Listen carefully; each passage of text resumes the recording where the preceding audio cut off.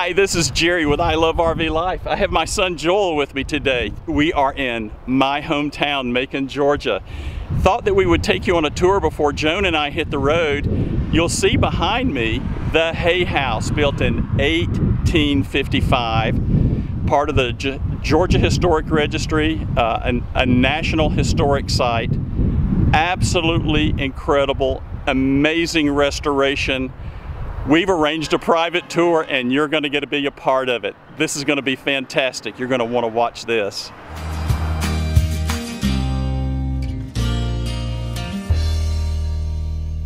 So you may know this house as the Hay House, but we actually like to call this the Jonston-Felton-Hay House to give recognition to all three families that once lived here. So our story actually begins with a Mr. William Butler Jonston.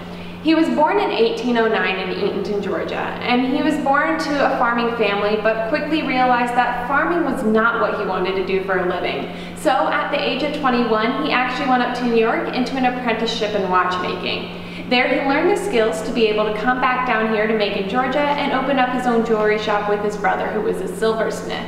But most of his wealth actually came from his investments, as he would invest in things such as the railroad system, life insurance, and the ice box.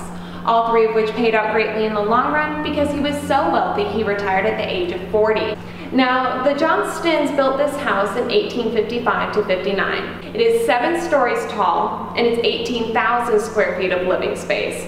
And when Mr. Jonston passed away, his possessions went to that of his daughters. Caroline, being the eldest, was no longer living within the home, but rather in her own house with her own family. So she gained the land west of here that she could end up selling. But Mary Ellen, who was younger, was still living within the home at that time frame, so it made a lot more sense for her to gain possession of the home. And that she did. But she ended up getting married, so she took her husband's last name, and so did the house, as we get the second name for this home from Judge William Felton. Now, Judge Felton and Mary Ellen were quite the social couple. In fact, they held so many balls and parties here, the house got the nickname the Palace of the South. Now, the Feltons did have one child, a son, William Felton Jr. He was actually a bit more of a farm boy, so he moved out to a family farm and put this house up for sale in 1926. Took no time at all for the house to sell, as it sold that same year to Mr. Parks Lee Hay, which is where we get that Hay House name from. Now, this is a national landmark, mostly for the innovations that were put in the home when it was originally built.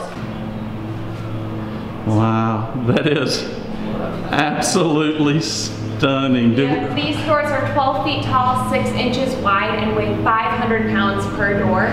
But they're so well balanced on the ridiculously large hinges that it takes no effort at all to actually move them. In fact, you can actually move it with just a single finger to this day. And these are the original doors to the house with their original edge glass still in place.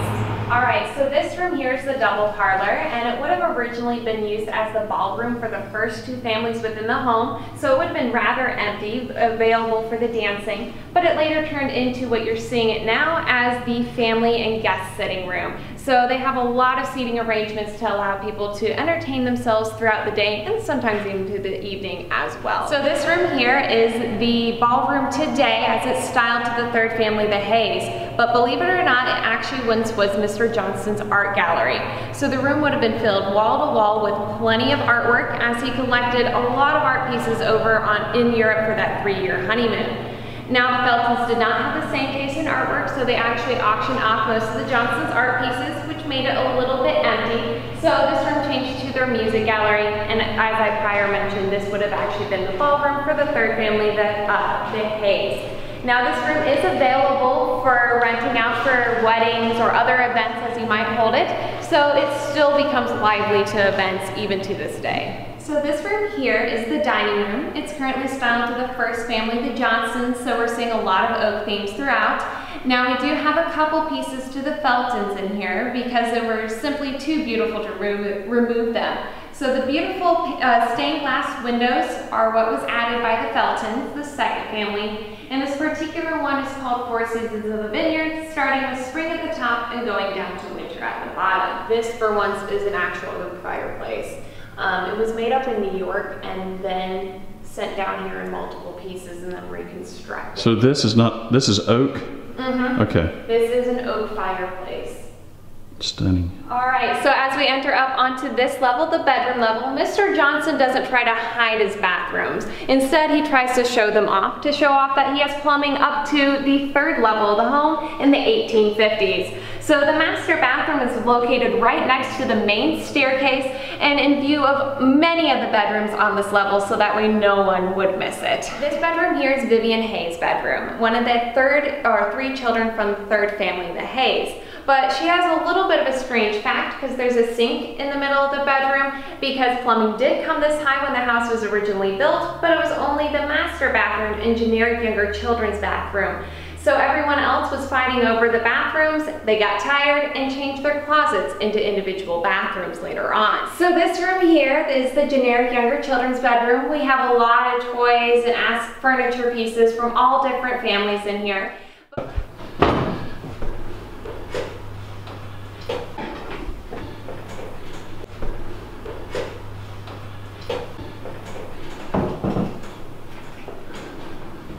Oh, now I know why it's lit at night. Yeah, keep the lights on up here so that way you can see it from outside. And you're on the 6th level right now, the cupola level, or 1st level of the cupola, with windows going to every point of downtown Macon. It's going to be difficult for me to show you the dimensions here, but we're technically on, and it's windy so the camera's going to wiggle a bit, but technically we're on the 7th story. This is called the Widow's Walk. I'll turn the camera around so you can see part of this fortunate tour that Joel and I were able to make. We were able to come up here and look at this. This is typically not on your regular tour, so I want to caution you, if you do come to the Hay House, this may or may not be part of the tour at that point in time, but that doesn't matter. The house is absolutely spectacular. Let me turn the camera around and just let me show you Macon from this viewpoint. It is absolutely stellar. So as you look at this incredible view, and I apologize for the wind noise, we are 7 stories up. You can see one of Macon's oldest Jewish temples, the Catholic Church, the First Baptist Church. Hills in the distance, stunning, absolutely stunning. Well, we're back into the gift shop with Marcy, and it was an absolutely fabulous tour. I really hope that you enjoyed this. I will share with you, we had originally planned on just doing 2 or 3 minutes. This has now become a destination video, and what a thrill that we were able to see it in such great detail and with an absolutely fantastic tour guide. Strongly encourage you, when you come to Macon, not if, when you come to Macon, make this a destination. It's very inexpensive. It is a fantastic tour, and you will see a part of not only Macon but the South that is really very difficult to find in such a high restored value. Great piece of history. Thanks again for the tour. We had a blast. And as always, it's Jerry and Joel today, and I really do love RV life.